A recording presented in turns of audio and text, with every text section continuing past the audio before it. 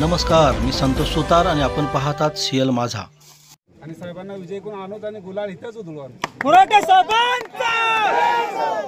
दौलत अथर्व साखर कारखान्याची नाळ ही मुख्यतः शेतकऱ्यांशी जोडली गेली आहे.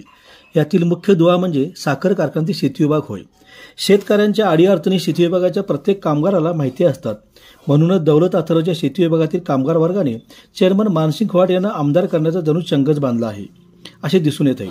त्या पद्धतीने विभागवार मोटरसायकल रॅली काढत दौलत अथर्व येथून पुढे आणखी सक्षमपणे चालवत शेतकरी वर्गाला जास्तीत जास्त उसाला दर मिळवण्यासाठी चेअरमन मानसिंग खवाट यांना आमदार करण्याविषयी पटवून देत आहेत. जरी आम्ही कामगार खवाट यांना पाठिंबा दिला, त्याचबरोबर त्यांच्या प्रचारात फिरत असलो तरी आम्ही आमच्या कामाशी प्रामाणिक राहून त्याचा दौलत अथर्वच्या कामावर कोणताही परिणाम होणार नाही याची हमी देखील देत आहेत. चेअरमन मानसिंग खवाट यांनी दौलत साखर कारखाना चालवायला घेतल्यापासून त्यांना अनंत अडचणी आल्या, पण त्यांनी कधीच आम्हा कामगारांना ते झळ लागू दिली नाही. बऱ्याच राजकीय पुढाऱ्यांनी दौलत अथर्व कसा बंद पडेल यासाठी प्रयत्न चालवले.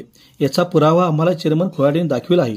त्यामुळे आता दौलत अथर्वकडे कोण वाकड्याने पाहिल्यास आम्ही कामगार त्याला एकजुटीने सामोरं जाऊ असे उपस्थित कामगार वर्गाने सीएल माझाशी बोलताना सांगितले. आज दौलत पूर्ण हंगामी कामगार सगळे आलेले आहेत आणि मोराडे साहेब आमचे जे कारखान्याचे मालक स्वतः कारखाना चालत आहेत ते आता आमदारकीसाठी स्वतः उतरायलेत म्हटलं का आम्हाला समजलं म्हटलं तर पूर्ण सगळं आम्ही हंगामी लोक पाठिंबा देण्यासाठी एक मुखानं एक जिल्हा नेता आलेलो आहेत.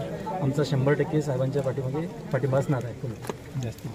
जास्तीत जास्त जेवढं होईल तेवढं जास्तीत जास्त मतदान साहेबांना देऊन आम्ही विजयी करू आणि साहेबांना विजय कोण आणत आणि गुलाल इथंच उधळू आम्ही. कुराटे साहेबांचा